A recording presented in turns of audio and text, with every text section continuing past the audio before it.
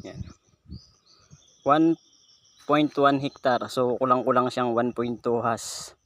Ang nyug po natin more or less ay 300 ka punong niyog. So may papaya, guyabano.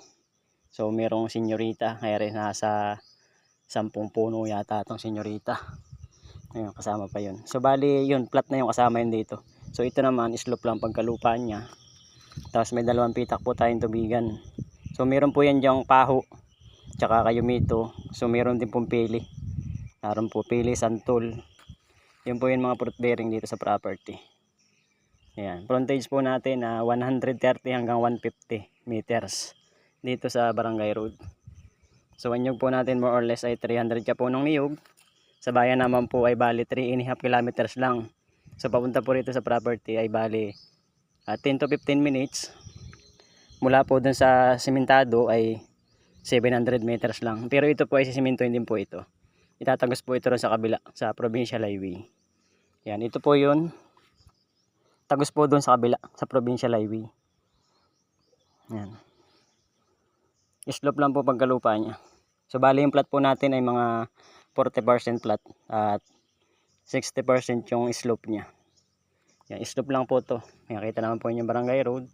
Yan, tapos slope na po to. Yan, tingnan po natin yung viewing dun sa harap. Yan. So 130 to 150 meters ang pinakang frontage natin dito sa Barangay Road. Yan, papel naman po niya, wala po tayong problema. TCT po ang papel. Bali updated po ang amilyar niya.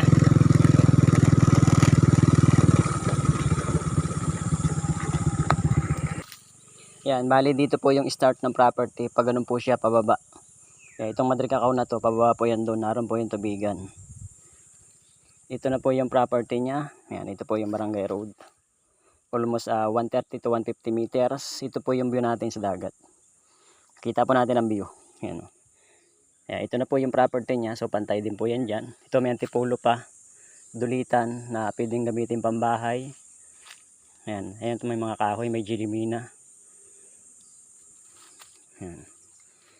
Yan, dito po magandang bahay dito. Para kita po natin itong view sa harap. Ayan. Yan po yung harap ng dagat.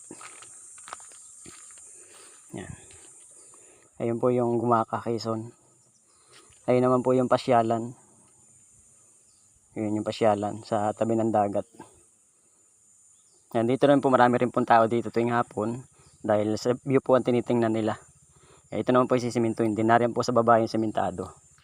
Ayan, no? Ayan. Sa mga buyer po naghanap ng property, ito po. Maganda po itong kulang-kulang 1.2 hektar. So titulado. Updated na milyar. Ayan. So may source ng signal po dito. May signal, may source ng tubig. So bali yung kuryente po na lang po sa baba.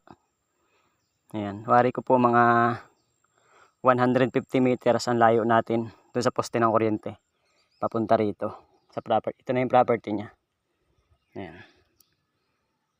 So napakaganda naman yung property yan. Sa bayan po 3.5 kilometers. So 10 to 15 minutes lang nandito na po tayo. Ayan, ipapalat lang po natin to para makapagtayo po ng bahay. At kagandahan po dito, kita po yung view rito sa harap ng dagat. Ayan po yung view. Ito na po yung property.